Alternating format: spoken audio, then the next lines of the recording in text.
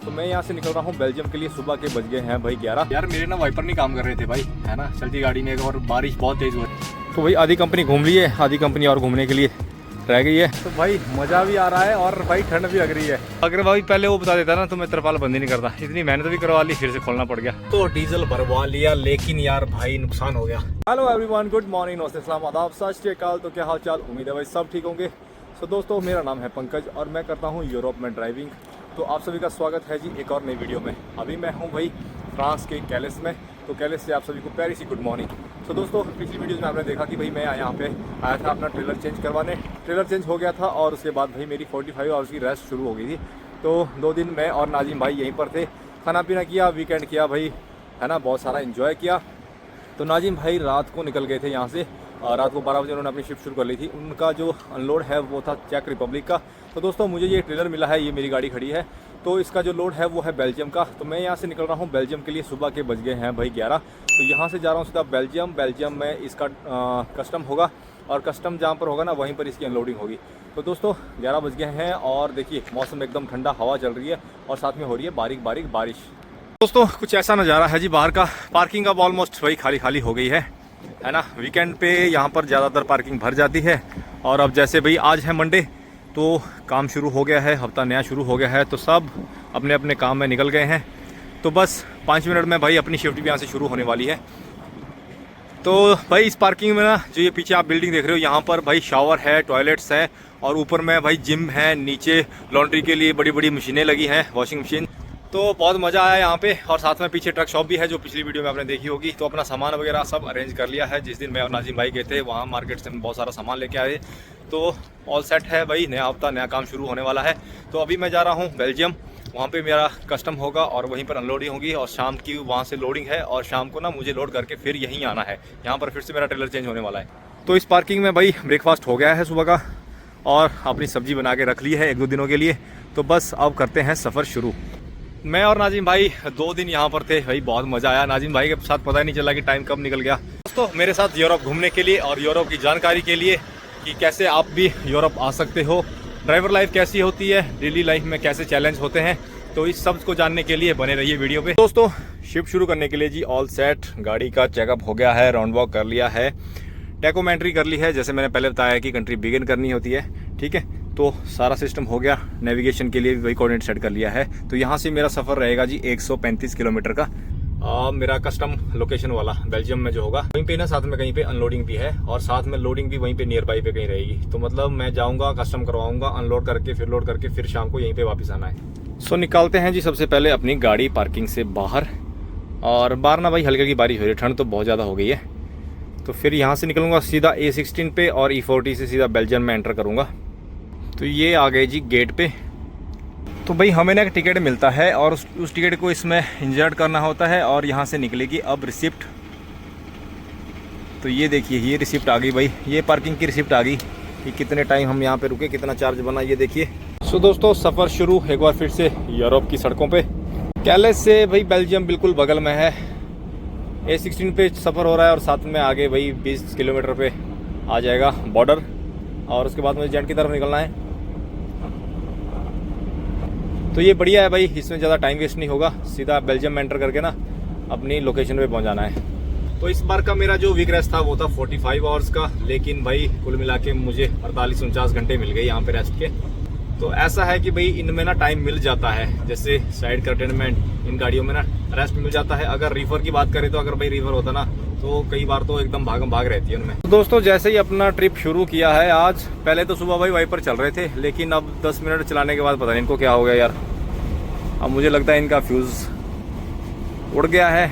अब चेक करना पड़ेगा, आगे कहीं पार्किंग देखनी पड़ेगी। अभी बॉर्डर में भी पहुँचने वाला हूँ। 22 मिनट की राइड और बॉर्डर पर आ गया हूँ भाई।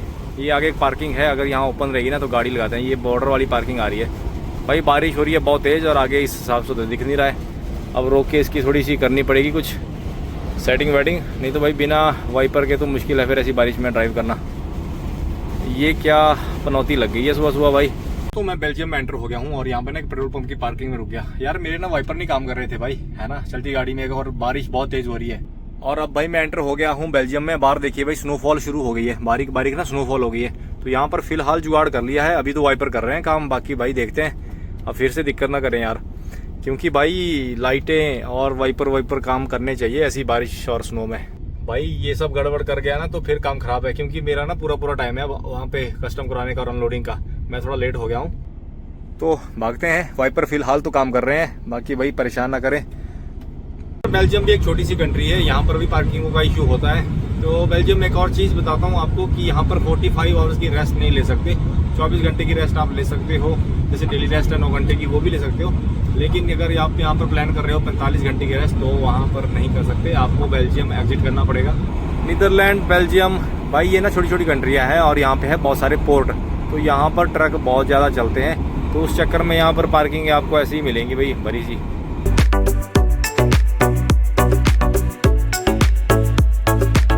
तो वहाँ से निकलने से पहले ना भाई मैंने गर्मा गर्म कॉफ़ी बना के रख ली थी, तो साथ में ले रहे हैं भाई कॉफ़ी का मज़ा, और साथ में हो रहा है सुहाना सफ़र बेल्जियम के रोड्स में। ऐसी सर्दी में भाई कॉफ़ी पीने का मज़ा ही कुछ अलग है। तो ऐसे जुगाड़ लगाने पड़ते हैं भाई जब ड्राइविंग करनी हो ना। जैसे अगर कुछ खाना हो, जैसे फ्रूट वगैरह है तो काट के रख लो, कॉफ़ी पीनी है वो बना के रख लो, है ना। जो भी चीज़ें आप अपने पास में रख लो, जब ज़रूरत लगे निकालो और खा लो। तो दोस्तों सफ़र करते करते पहुंच गए हैं जी जेंट। तो यहाँ से लोकेशन रहती है अपनी 20 किलोमीटर। तो ये पूरा सिटी है, हमें सिटी के दूसरी तरफ निकलना है।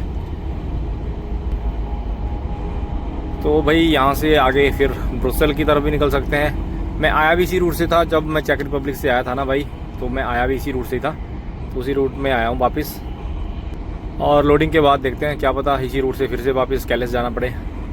E17 से ना मेरा पूरा जेंट बाईपास हो जाएगा। तो सिटी के जस्ट साथ में ही अपनी अनलोडिंग है। बाहर देखिए भाई कितना बड़ा मॉल है, प्लैनेट ग्रुप एरेना, बहुत प्यारी लोकेशन है। तो E17 पे बस अब मुझे 10 किलोमीटर जाना है भाई। सो दोस्तों हाईवे को छोड़ के भाई मैं आ गया हूँ अपनी अनलोडिंग वाले रूट पे।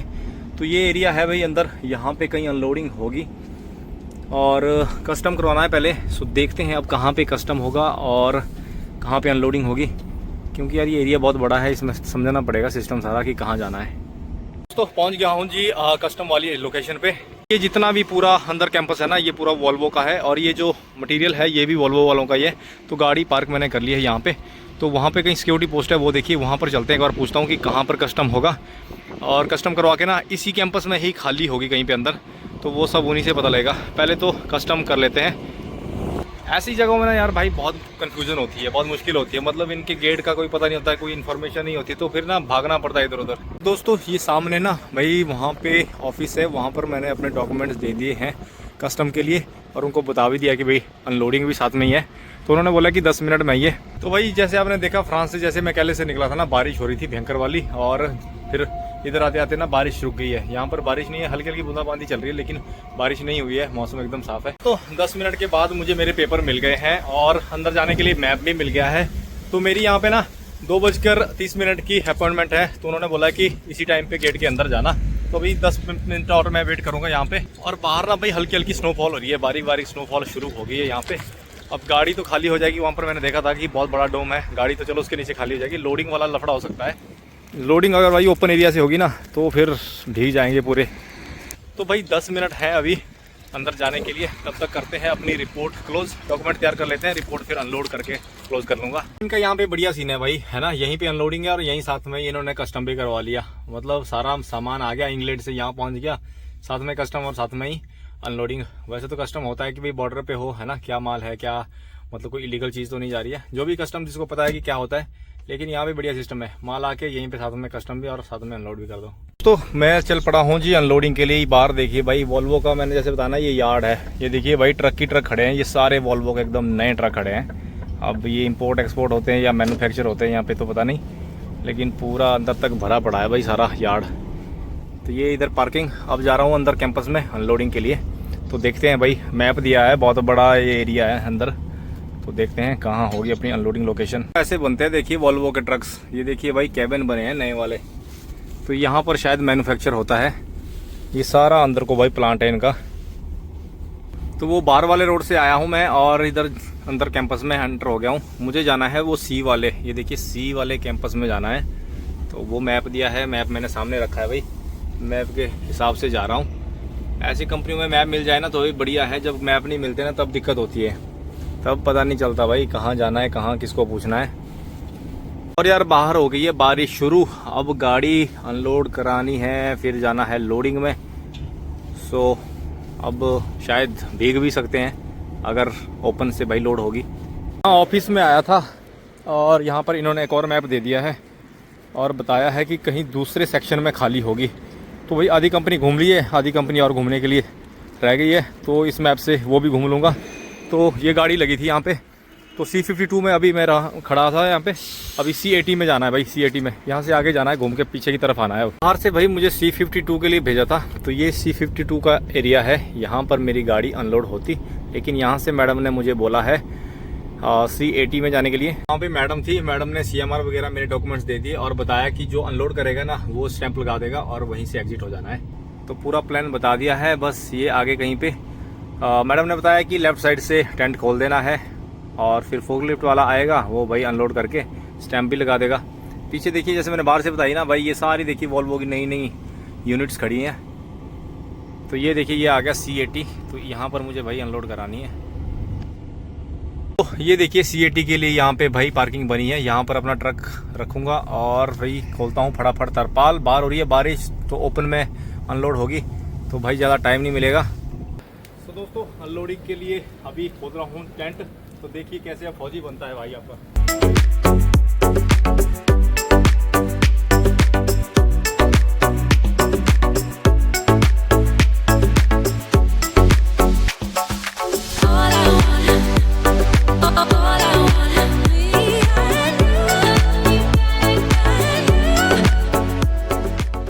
तो ऐसी मेहनत करनी पड़ती है भाई पूरी तरपाल को खोलने के लिए, पूरा साजो सामान खोलना पड़ता है। तो मैंने कर दिया है अनलॉक, अब होगी अनलोडिंग। वो भाई साहब आएंगे फोर्कलिफ्ट वाले। और ये देखिए भाई बाहर स्नोफॉल शुरू हो गया है, पहले हल्की हल्की बारिश हो रही थी, अब स्नोफॉल हो गया। तो दोस्तों देखा आपने, इतनी मेहनत करनी पड़ती है। ये तो कुछ भी नहीं है भाई, इसमें तो बेल्ट वगैरह भी नहीं लगी है, ये तो मतलब खाली बॉक्स है, तो इसमें ज़्यादा मेहनत नहीं लगी। पर भाई बहुत मेहनत करनी पड़ती है, जब ये सारा सामान सजाना पड़ता है या खोलना पड़ता है तो भाई तब तो हालत ख़राब हो जाती है। इतनी सारी बेल्ट्स मारो, पट्टियाँ निकालो, तरपाल खींचो, है ना, इसके लॉक, इसके क्लिप्स, बहुत काम होता है। तो करते हैं अब इंतजार अपनी अनलोडिंग का। एक गाड़ी अंदर लगी है यार, वहाँ गाड़ी लगती ना तो वो शेड के नीचे गाड़ी खाली होती है, बट वो ऑलरेडी वहाँ पे लगी है गाड़ी, शायद इनकी अपनी होगी क्या होगा।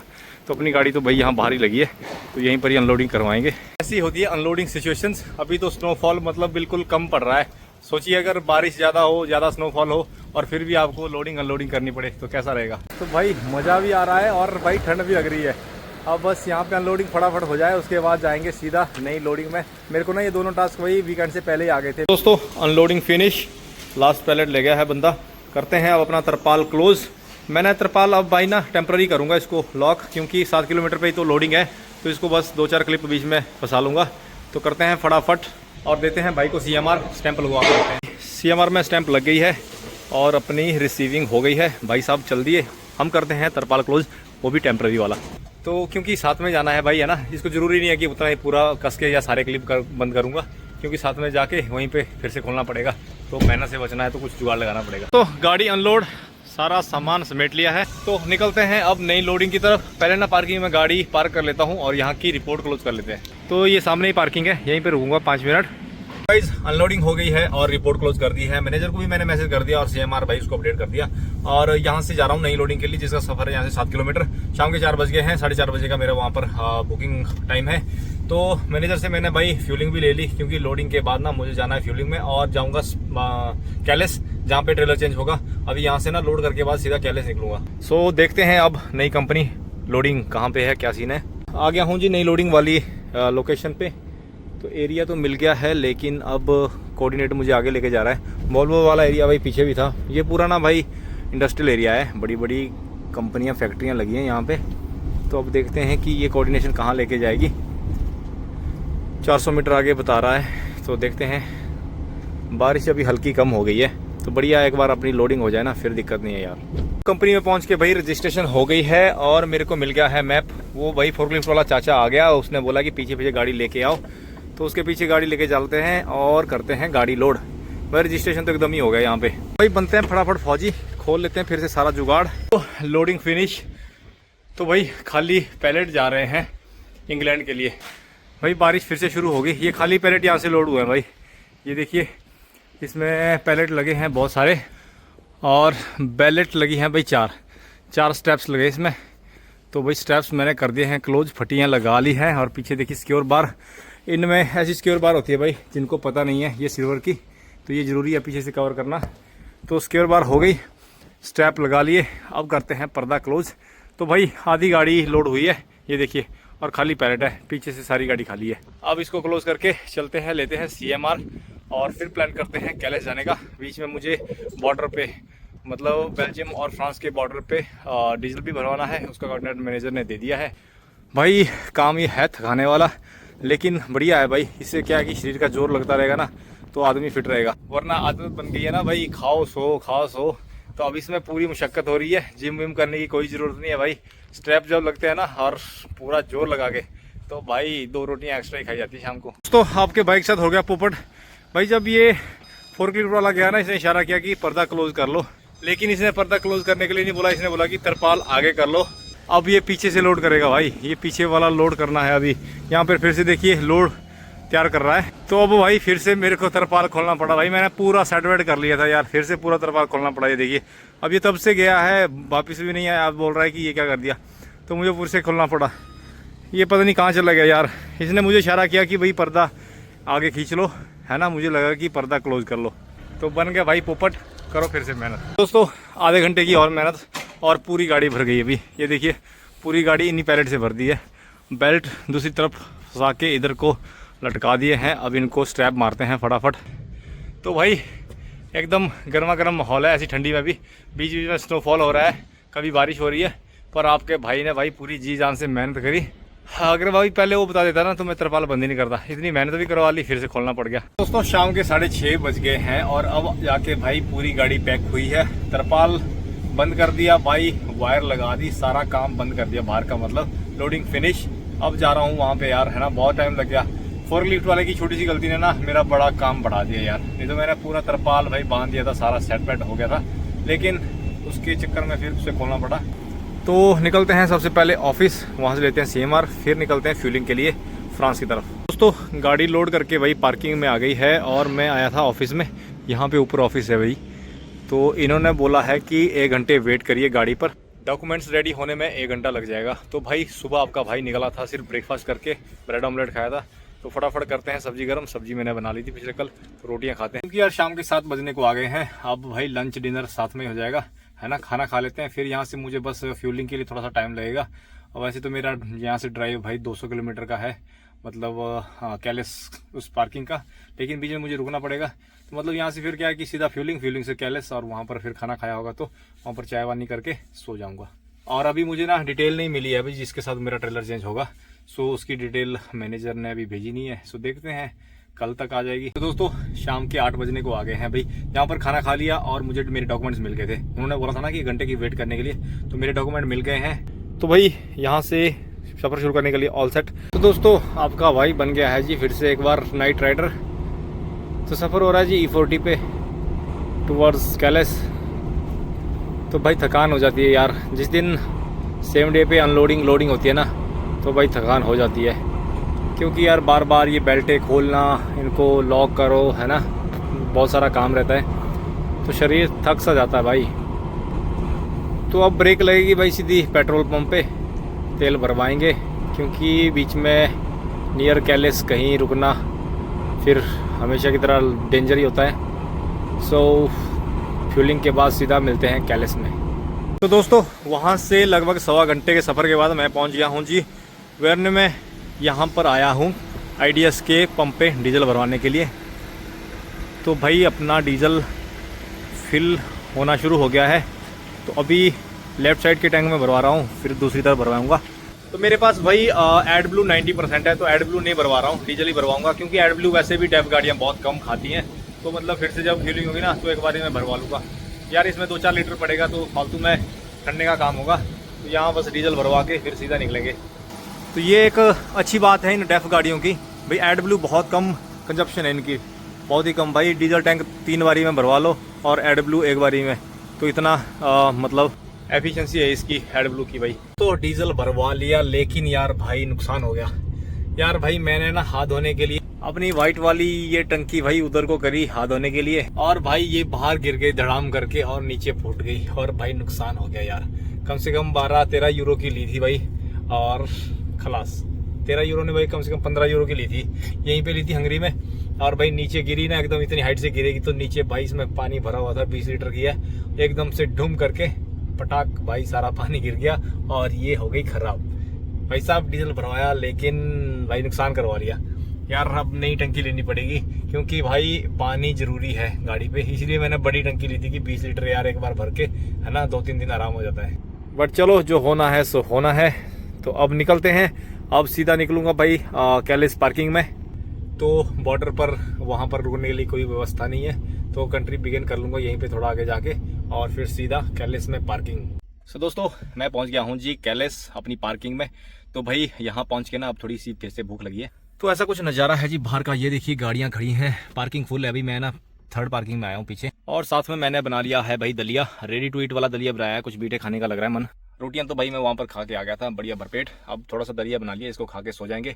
और ट्रेलर में भी कल सुबह ही चेंज होगा क्योंकि मुझे कोई डिटेल नहीं आई है, और वैसे भी मेरी शिफ्ट उतने में एंड हो जाएगी।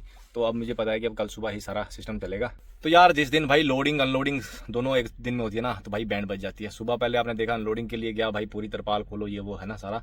उसके बाद आया लोडिंग में उस चाचा ने ना भाई है ना मतलब कि एक्स्ट्रा मेहनत करवा ली, और ऊपर से हो रही थी बारिश स्नोफॉल, उससे ना टाइम और लग रहा था। क्या है कि बेल्टें भीग जाती हैं, फिर उनको भाई कसना है ना ये वो सारी चीज़ें। तो चलो थकान से सी महसूस हो रही है, अपना दलिया खा लेते हैं, करते हैं आराम। मिलते हैं आपको कल एक नई वीडियो, कुछ नए टास्क, कुछ नए चैलेंज के साथ। आपको पता है आपका भाई घूम रहा है यूरोप, मेरे साथ यूरोप घूमने के लिए और यूरोप की जानकारी के लिए बने रहिए चैनल पे। तो लाइक कमेंट शेयर और सब्सक्राइब करना ना भूलें।